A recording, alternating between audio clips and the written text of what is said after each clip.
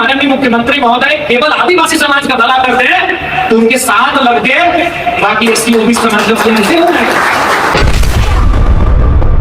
संपन्न कर देते हैं तो उनके साथ साथ कांधे से कंधा मिलाकर बाकी झारखंड के समाज के लोग वे भी अपना आर्थिक उत्थान करते हैं। जादू घोड़ा का हो या अन्य अवसरों का मुद्दा हो, हमने मजबूती के साथ आदिवासी समाज के लिए अपनी आवाज को विधानसभा के अंदर बुलंद किया।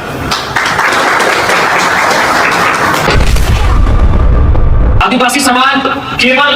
नेताओं के द्वारा मंचों के भाषण में सीमित नहीं रहेगा,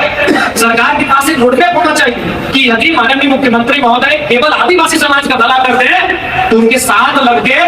बाकी एससी ओबीसी समाज हमारे क्षेत्र में अगर कोई प्लांट स्थापित होता है, मान के चलो उस प्लांट के मालिक कोई आदिवासी समाज से आते हैं, अरे भाई उस ऊपर हाजिर में जरूर ओबीसी को रखते हैं और मैनेजर में जरूर एससी समाज को रखते हैं। अगर उनके पास ठेकेदारी का लाइसेंस ही हो गया तो कम से कम 4 लोग बाकी लोग उनके साथ एडजस्ट हो जाएंगे। तो मैंने कहा कि अगर कम से कम ये रोड मैप भी बना लेते, आप 25 सालों में अगर ये डिजाइन बना लेते कि आदिवासी समाज को भी अगर आप सक्षम कर देते हैं, उन्हें अगर संपन्न कर देते हैं तो उनके साथ साथ कांधे से कंधा मिलाकर बाकी झारखंड के समाज के लोग वे भी अपना आर्थिक उत्थान करते हैं। इसलिए आज हमें वास्तव में जाकर चिंतन मंथन करने की आवश्यकता है। या केवल नारों में या चुनावी घोषणाओं में या केवल मंचों के भाषणों में सीमित ना है आदिवासी समाज के हक अधिकार। इसलिए हमारा संगठन, और आपने देखा होगा विधानसभा का मामला, विधानसभा में जब सवाल उठा है, चाहे वो जादू घोड़ा का हो या अन्य अवसरों का मुद्दा हो, हमने मजबूती के साथ आदिवासी समाज के लिए अपनी आवाज को विधानसभा के अंदर बुलंद किया। हम लोगों का ये प्रयास होगा कि आज इस संगठन को इतनी मजबूती दे सके कि आने वाले दिन हम लोग आदिवासी समाज के मुद्दों के साथ साथ राज्य के तमाम शोषित वंचित वर्ग के मुद्दों के साथ अपने आप को खड़े। क्योंकि भारत एक लोकतांत्रिक देश है और कहा जाता है संघीय शक्ति कलयुग, इसलिए आज इस संगठन में हर एक समुदाय, हर एक वर्ग से लोगों की, साथियों की भूमिका अनिवार्य।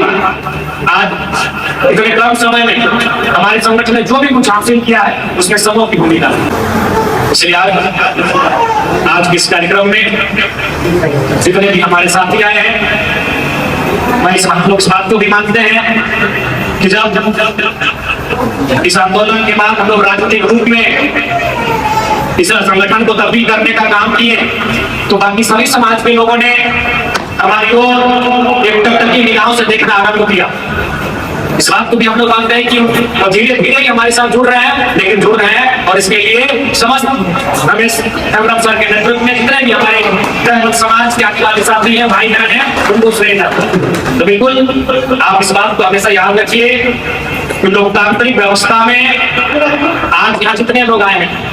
वो एक व्यक्ति 100 के बराबर है। इंसान की गिनती कभी 1, 2, 3, 4 नहीं होती है। अयोध्या बैठे हैं, इंसान की गिनती कभी 1, 2, 3, 4, 5, 6, 7, 8, 9, 10 नहीं होती। पेड़ों की गिनती होती है 1, 2, 3, 4, 5। बिल्डिंग की गिनती होती है, कुर्सियों की गिनती होती है, दरवाजा का गिनती होता है, पंखा का गिनती होता है 1, 2, 3, 4, 5। इंसान की गिनती होती है इकाई, दहाई, इसके